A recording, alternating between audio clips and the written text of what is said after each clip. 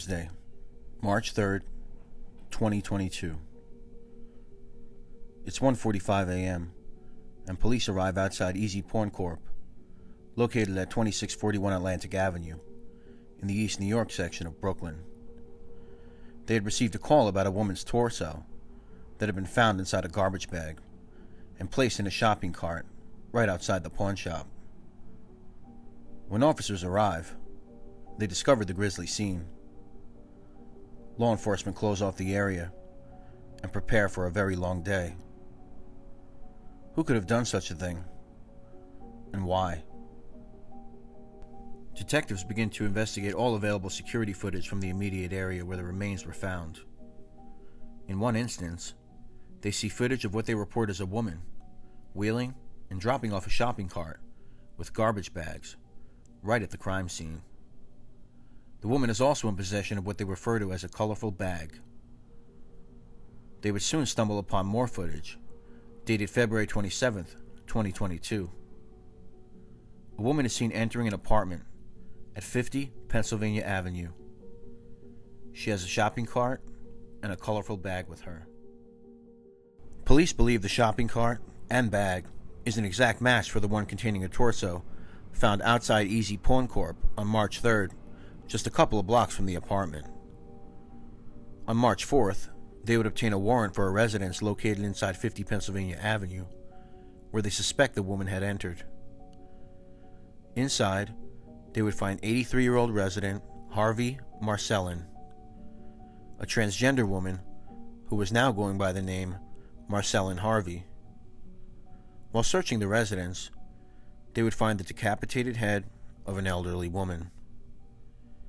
83-year-old Marcelin would be taken into custody and charged with the concealment of human remains. March 7th, 2022. Just 4 days after the early morning discovery of a torso on Atlantic Avenue, police respond to Jamaica Avenue between Vermont Street and New Jersey Avenue, 3 blocks from where a torso was found on March 3rd. When they arrive, they find a leg protruding through a plastic bag, which had been stuck inside a tire. This discovery was made across the street from an auto repair shop, and also on the block of a tire shop. We could assume that the tire was already in the vicinity of the scene before the human remains were dropped off. They would also find disturbing footage, which showed Marcelin inside a 99-cent store riding a motorized scooter with what they believed to be a garbage bag with human remains inside. Law enforcement had not yet alerted the press about the arrest of Marcelin, and they didn't publicly make an immediate connection to the torso found just blocks away on March 3rd. However, to the press and neighborhood residents, it sure didn't seem like a coincidence. On Thursday, March 10th, Harvey Marcelin would be indicted on second-degree murder charges in connection to the dismembered body parts found on the streets of Brooklyn and inside the apartment at 50 Pennsylvania Avenue.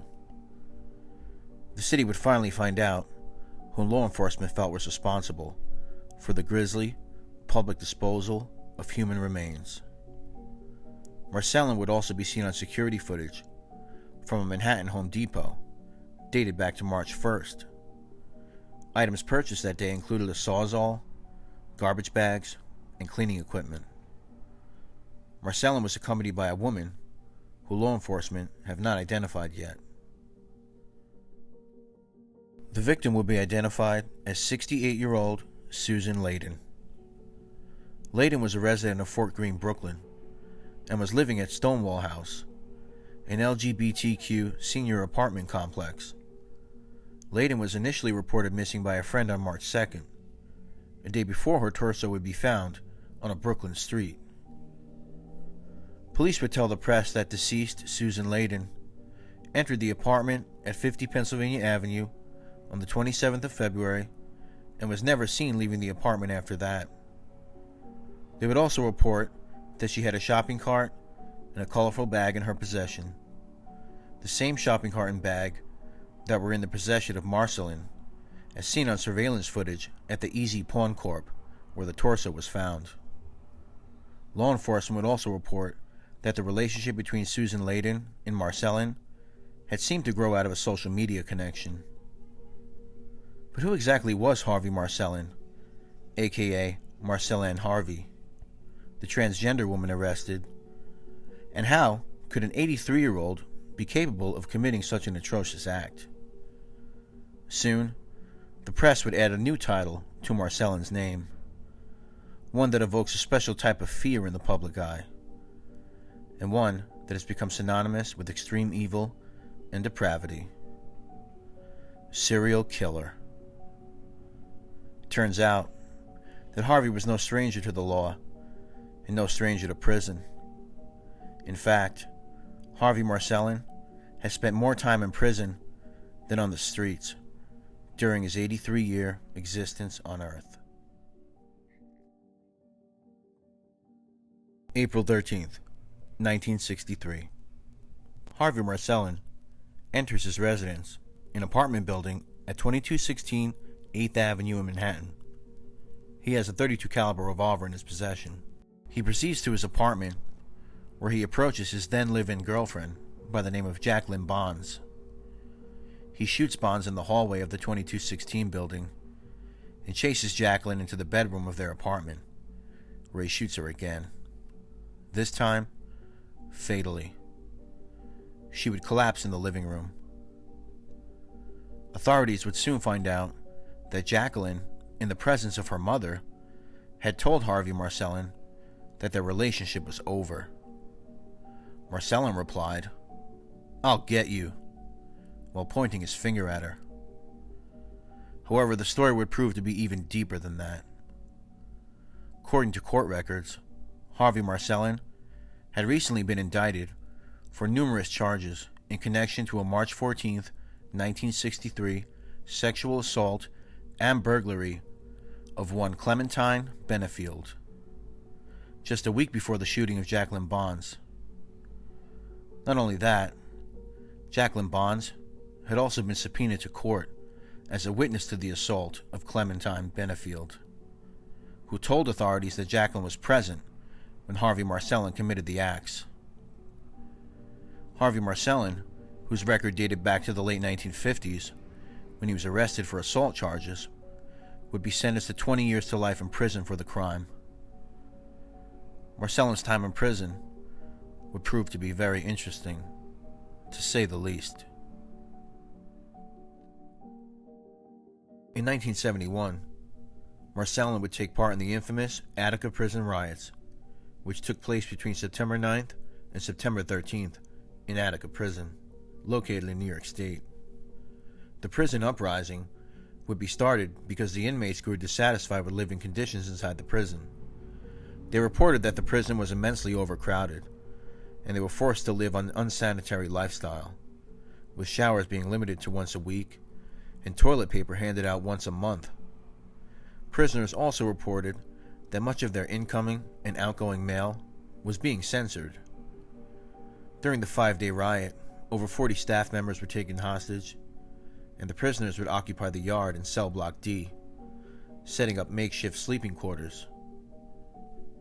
Negotiations to halt the riots seemed to be making advancements when civil rights attorney William Kunstler and Black Panther co-founder Bobby Seale, amongst others, made appearances in order to try and reason with the prisoners. Unfortunately, on September 13th, police would fill the yard with tear gas dropped from helicopters and make their way in to finally end the riots. This would prove to be an incredibly poor and fatal mistake. Officers would proceed to fire into the yard, which resulted in the death of 10 hostages, 29 inmates, and the wounding of 89 others. Shortly after the deadly riots, Attica would transfer 462 prisoners to Great Meadow Correctional Facility in Comstock, New York, one of them being Harvey Marcelin. In this article I found from November of 1971, it speaks about the transfers, and once again, more prisoner complaints. Harvey Marcelin appears in the article as one of the prisoners complaining. I'll read directly from that article now. Harvey Marcelin would be asked about his life inside Green Meadow Prison. and he would expand on some of the other thoughts of the inmates, including one by the name of Lee Schlesinger, who was serving 20 years to life. Here's what Harvey Marcelin had to say. Schlesinger's analysis was seconded by 33-year-old Harvey A. Marcelin, who was serving a life sentence for murder. Quote, I think they are intentionally provoking us here to see how far the inmates will go. There are a bunch of little things, mostly, but things designed to drive us crazy. They have been banging on the bars with their sticks all through the night, intentionally slamming the steel and gates at night and jeering at us. End quote.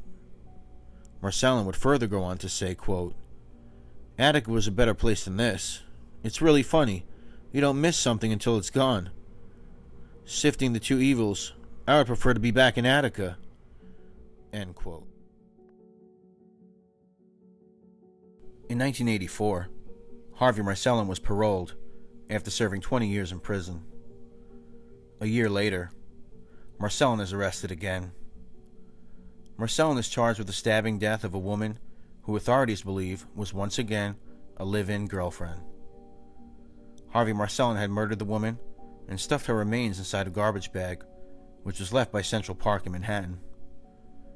In 1986, Harvey Marcelin will be sentenced to 6 to 12 years after pleading guilty to manslaughter. After numerous parole attempts, Harvey would be released from prison in 2019 after serving 33 years behind bars.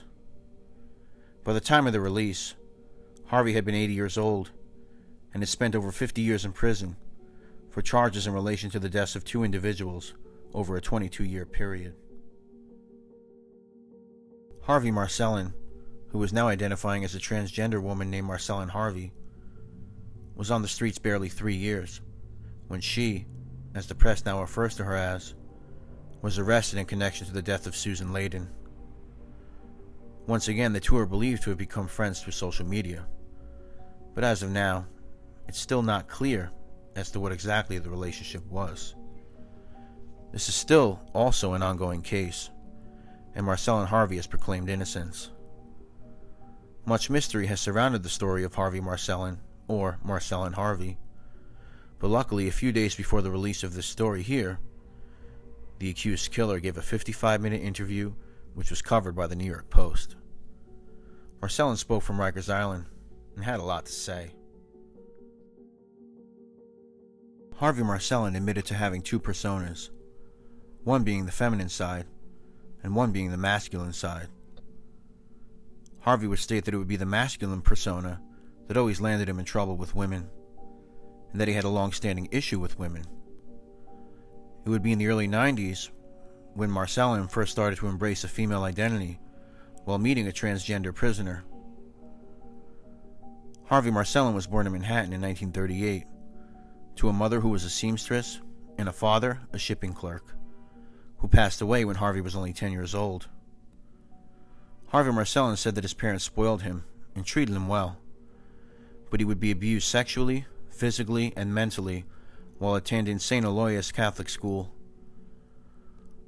Harvey was also sent to a psychiatrist at 14 after being accused of truancy, theft, homosexual activity, and cross-dressing by St. Aloysius Catholic School. These events, along with the growing hatred of women, seemed to never leave Harvey. In 1963, after being arrested for the Jacqueline Bonds murder, Harvey's psychiatric evaluation concluded that he had schizoid personality with sociopathic features, but was not criminally insane. If Harvey is telling the truth about the severe abuse suffered as a child in school, one would have to ponder how that played a role in the life choices that he made. Could this hatred of women and the numerous crimes committed throughout Harvey's life be rooted in this childhood trauma? It's something interesting to ponder. When asked about Susan Leyden, Harvey would state that Susan often stayed over the apartment that he was living at with another woman named Jillian. Marcelin says that Jillian is the real killer. As of now, Jillian is fully cooperating with authorities. It seems that this Jillian might in fact be the woman that Marcelin was with at the Manhattan Home Depot, picking up the Sawzall and the cleaning supplies. And lastly, Marcelin had something else to say about Susan Leyden, the 68-year-old woman whose remains were found on the streets of Brooklyn and inside Marcelin's apartment.